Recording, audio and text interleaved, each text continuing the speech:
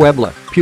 apro. Adrián Tihuilit, defensor de los bienes comunales de San Juan Tahictic, comunidad que se ha puesto a la construcción de la hidroeléctrica Gaia en las aguas del río Apulco, fue encontrado muerto este día de un disparo en la cabeza. Se trata del segundo líder de los movimientos opositores a los llamados proyectos de muerte en la Sierra Norte de Puebla que es asesinado en las últimas semanas. Apenas el pasado 14 de mayo fue encontrado sin vida el también activista Manuel Gaspar Rodríguez, quien encabezó movimientos contra diversos proyectos en la comunidad de Cuetzalan. El cadáver de Tihuilit fue hallado en una canada en el municipio de Zacatecas por familiares y amigos que emprendieron una búsqueda en la zona, luego de que el defensor desapareció desde el miércoles 29 cuando salió de su casa y no regresó.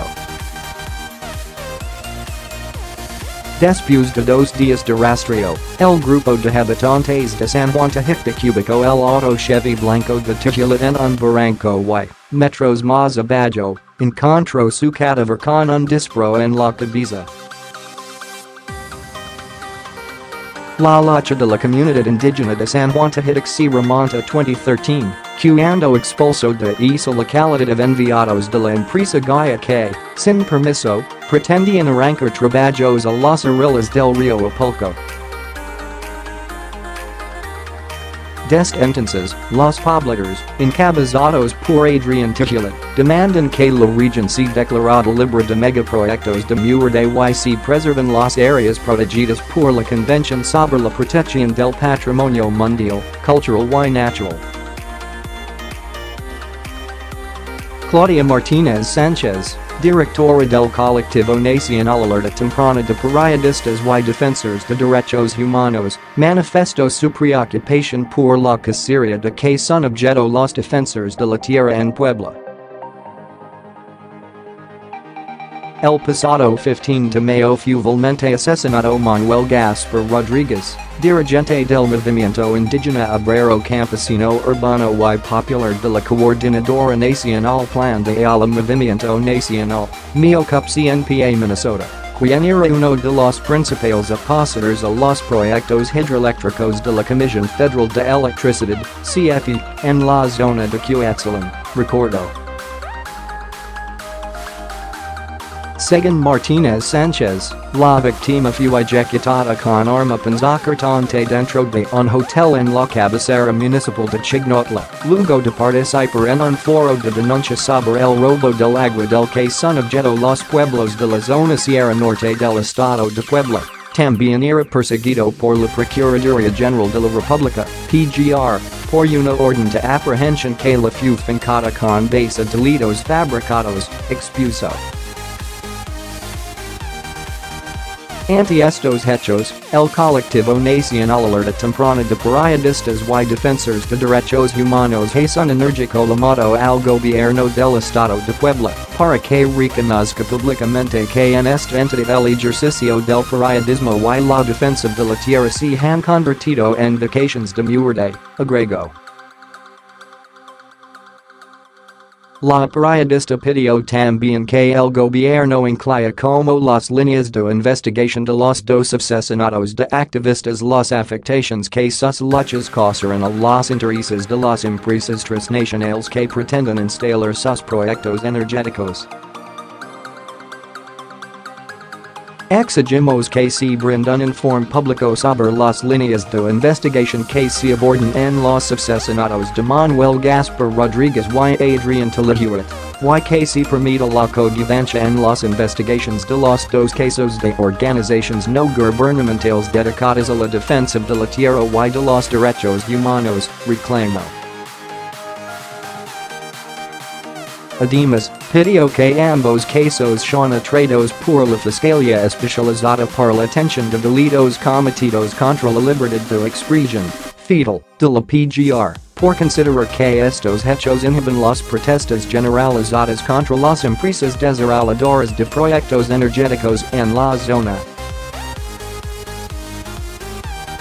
La Red Puebla de Periodista denunció que la noche del jueves 31 se perpetuó un ataque con arma de fuego contra Radio-La, estación comunitaria que se dedica a temas culturales en Palmer de Bravo. En un comunicado, detalló que a las 2200 horas aproximadamente pasaron dos hombres en una motocicleta y dispararon en 4 ocasiones contra la fachada de la estación radiofónica. Hilario Cruz, director de la radio, dijo que estaba dentro de su casa, ubicada a un lado de la estación, cuando escuchó los disparos, pero no resultó herido.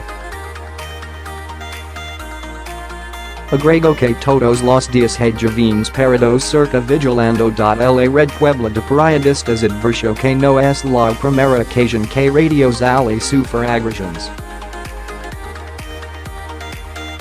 Hace 3 años, colaboradores hicieron una transmisión de un hecho relacionado con el robo de combustible y mencionaron algunos nombres de personas involucradas. Minutos después varios sujetos llegaron a las instalaciones de la radio y amenazaron a la recepcionista. Palmer de Bravo es una zona de riesgo por la presencia de bandas dedicadas al robo de hidrocarburos. Periodistas de la región han sido agredidos tanto por pobladores que protegen a los delincuentes como por hombres a bordo de motocicletas.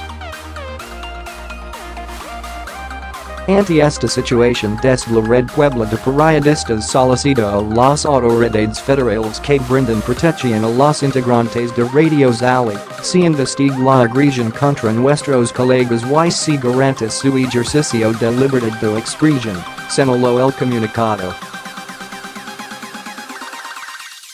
También este viernes, Carlos Garrido Torres, candidato de Morena a la presidencia municipal de Juan Galindo, denunció que fue víctima de un atentado la noche del jueves 31 de mayo cuando un sujeto desconocido le disparó al vehículo en el que viajaba.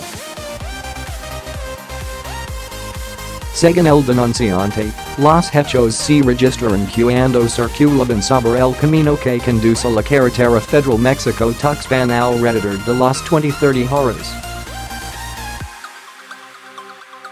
Un hombre que viajaba en un Tsuru blanco realizó 3 disparos, uno al aire y 2 más que hicieron blanco en la camioneta en la que viajaba el candidato, pero tanto él como su chofer resultaron ilesos.